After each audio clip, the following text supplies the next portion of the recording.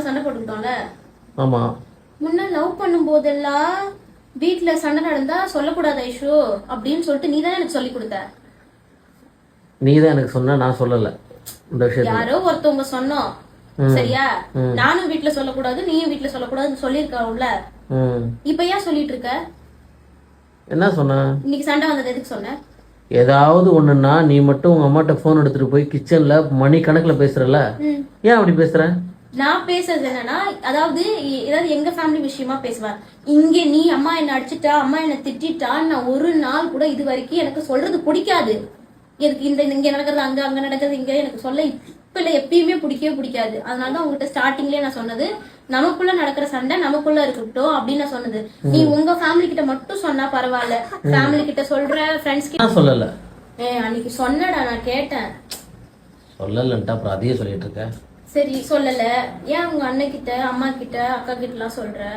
நீ உங்க அம்மா கிட்ட போயிட்டு பேசும்போது ஏன்னா நான் பேசுறது இப்ப இது பண்ணிட்டு இருக்காங்க, வேலை நடக்குது, அதனால நான் அதை பத்தி பேசிட்டு இருப்பேன். உனக்கு தெரியும்ல வீட்டுல என்ன நடக்குதுன்ட்டு, அத பத்தி பேசிட்டு இருக்கேன். நான் வேற விஷயமா பேசிட்டு இருக்கேன், நம்மளை பத்தி நான் வரைக்கும் பேச போனதே கிடையாது. சொல்லு, சண்டை நமக்குள்ள எப்பயாச்சும் தான் வருது, நான் டெய்லி எடுத்து போய் பேசுறேன் சண்டை போடுறான்ட்டு. உங்க அம்மாட்ட கூட சொல்ல மாட்டேன்.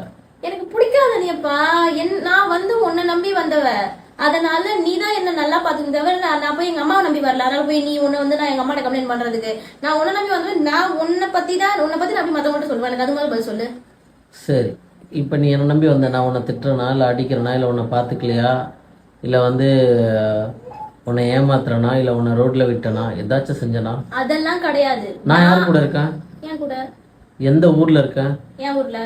அதிகமா உங்க ஊர் பக்கம் தான் வரேன். சென்னையில இருக்கேன். சென்னையில 3 நாள் இருக்குன்னா இங்க 3 நாள் இருக்கேன்.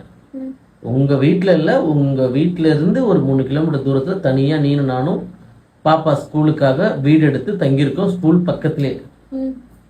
அப்போ நான் என்ன கேக்குறேன், உன் பசங்களை இதுவரை உங்க அம்மா பாப்பா நான் வந்து 6 மணி நேரம் 1 மணி நேரம் பாத்துக்கிறேன், இங்க உங்க அம்மா பக்கத்துல இருக்கும்போது நான் பாத்துக்கிறேம்மா, நீ போயிட்டு வீடியோ எடுக்கிறதுனா எடுத்துட்டு வாங்க, சோசியல் மீடியால இருக்கீங்க, இன்ஃபுளுசரா இருக்கீங்க, நீங்க போயிட்டு நீங்க க்ரோ வர வேலையை பாருங்க. ஒரு 1 hour நான் பசங்க எல்லாத்தையும் பார்த்து, தம்பி பாப்பா ஸ்கூல் போயிடுவாங்க, நீ வந்து என்ன பண்ணு, குட்டி தம்பி மட்டும் நான் பாத்துக்கிறேன்.